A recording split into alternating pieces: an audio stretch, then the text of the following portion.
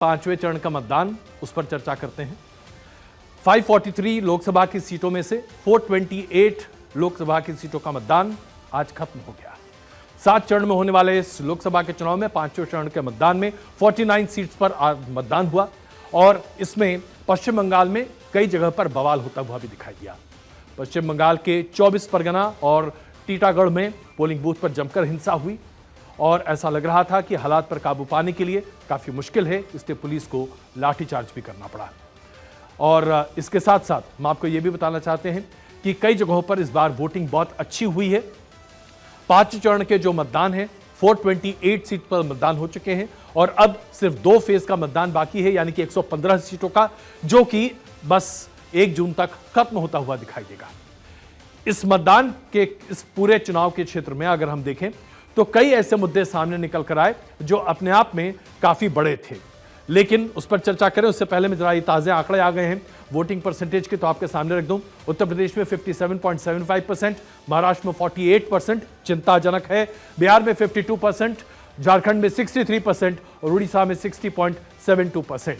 तो अगर हम वोटिंग परसेंटेज की बात करें तो जो अभी 7 बजे शाम तक के आंकड़े हैं वो अभी आपके सामने हैं। पश्चिम बंगाल में 73%, जम्मू कश्मीर में 54.21%, ये नोट कीजिएगा प्लीज, इस पर हम बात करेंगे अभी, और लद्दाख में 67.15%।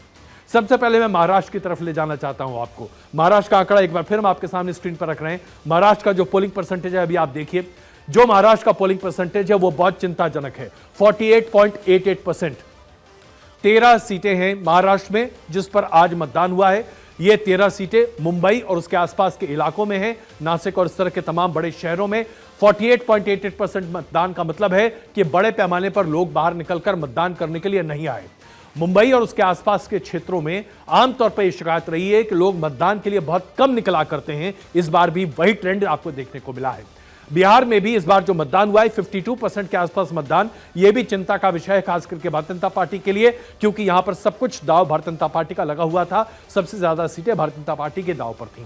उत्तर प्रदेश की बात करें 57.75%, यहां पर जो मतदान प्रतिशत है यह भारतीय जनता पार्टी के लिए इसलिए चिंता का विषय हो सकता है क्योंकि 14 में से 13 सीटें उत्तर प्रदेश की जिस पर आज मतदान हुआ है वो भारतीय जनता पार्टी के पास थी। तो मतदान प्रतिशत को लेकर जो लगातार एक चिंता का विषय बना हुआ है और ऐसा लग रहा था कि चौथे फेज के मतदान में मतदान प्रतिशत बढ़ा है, ऐसा लगता है कि 5वें फेज में एक बार फिर से स्लैकनिंग आई है। अब इसका क्या इंप्लीकेशन निकल कर आ सकता है, इस पर हम आगे चर्चा करेंगे। आज जिन लोगों की किस्मत का फैसला हुआ उसमें जो प्रतिष्ठित व्यक्ति हैं, राजनाथ सिंह डिफेंस मिनिस्टर हैं, पीयूष गोयल जी ये भी मिनिस्टर हैं, Smriti Irani ji women and child development ministry इनके पास है, कौशल किशोर जी हैं, राहुल गांधी रायबरेली से इस बार उम्मीदवार हैं और अमेठी से भी इस बार आज ही का मतदान था, उमर अब्दुल्ला बारामूला से। इन सभी राज्यों में जो आज मतदान हुए हैं, इस मतदान के आधार पर यह कहा जा सकता है कि जो अभी वोटिंग परसेंटेज दिखाई दे रहा है उस पर कई मुश्किलें सामने आ सकती हैं। उत्तर प्रदेश की 80 सीटों में से अब यह कहा जा सकता है कि 2/3 सीटों पर मतदान पूरा हो चुका है और बिहार और बंगाल में आधी सीटों पर मतदान पूरा होता हुआ दिखाई दे रहा है। महाराष्ट्र का मतदान आज पूर्ण हो गया, यानी कि सभी 48 सीट्स पर मतदान हो चुका है और इस बार महाराष्ट्र को लेकर सबसे ज्यादा कंफ्यूजन की स्थिति इसलिए है क्योंकि शिवसेना 2 फाड़ है, एनसीपी 2 फाड़ है, गठबंधन की सूरत 2019 के मुकाबले बिल्कुल अलग है। ऐसे में मतदाता कहां और किस आधार पर मतदान कर रहा है, किसको किस तरह से मतदान करता हुआ दिखाई दे रहा है, इसके विस्तृत आंकड़े 1 तारीख से पहले आपके सामने इसलिए नहीं आ पाएंगे क्योंकि बिना एग्जिट पोल के, बिना किसी डेटा के इस पूरे मामले पर कुछ भी कह पाना अपने आप में बहुत संतोषजनक नहीं होगा। लेकिन इस बार महाराष्ट्र एक स्विंग स्टेट है और महाराष्ट्र बहुत बड़े पैमाने पर तय करेगा कि देश की सरकार कहां और कैसे बनती हुई दिखाई देती है। हम अगर उत्तर प्रदेश की बात करें तो 49 सीट्स पर यहां पर मतदान हो चुके हैं।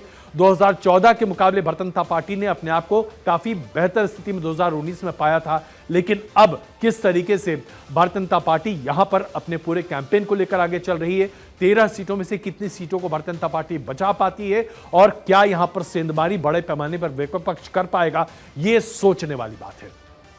इसके साथ साथ आइए अब बात करते हैं उन सीटों की जहां पर स्थिति और भी ज्यादा खराब हो सकती थी या स्थिति अलग अलग हो सकती थी। जैसे कि बिहार की बात कर रहा हूं, जो महत्वपूर्ण सीटें हैं उसकी बात करते हैं यहां पर, और उसके साथ साथ जो सीटें आगे निकल कर आ रही हैं उस पर जरा चर्चा करें। जैसे कि आज बारामूला की सीट, बारामूला पर 52% के आसपास मतदान प्रतिशत है। यह मतदान प्रतिशत बताता है कि उमर अब्दुल्ला के लिए यह लड़ाई अपने आप में बहुत ही मुश्किल और कठिन होने वाली है, क्योंकि सज्जाद लोन यहां पर एक अच्छे उम्मीदवार के तौर पर हैं।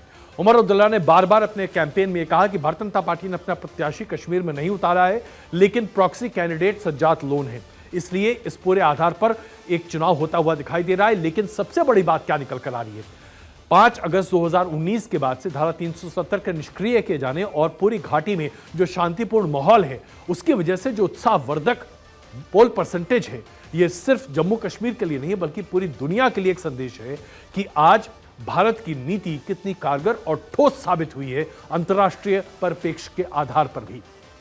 इसके साथ साथ हम उड़ीसा की भी बात करेंगे। उड़ीसा में भी जिन आज क्षेत्रों पर मतदान हुआ है, वहां पर भी मतदान प्रतिशत जो है वो बता रहा है कि कांटे का मुकाबला उड़ीसा में भी हो सकता है, क्योंकि यह माना जा रहा था कि नवीन पटनायक की अगुवाई में बीजेडी बहुत ज्यादा अच्छा परफॉर्मेंस इस बार नहीं कर पा रही है और भारतीय जनता पार्टी का परफॉर्मेंस 2019 के मुकाबले काफी अच्छा होता हुआ दिखाई दे सकता है। 2019 में भारतीय जनता पार्टी ने 8 सीटें उड़ीसा में जीती थी 21 में से। इस बार ऐसा माना जा रहा था कि उनके जो विक्ट्री टैली है वो कहीं ज्यादा बढ़ेगी।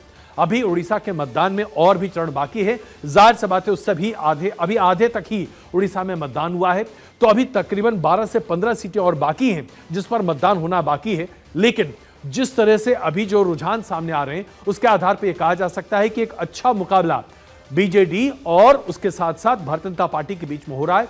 लेकिन इसमें कोई शक नहीं है कि भारतीय जनता पार्टी उड़ीसा में एक अच्छे फुटिंग पर आगे बढ़ती दिख रही है।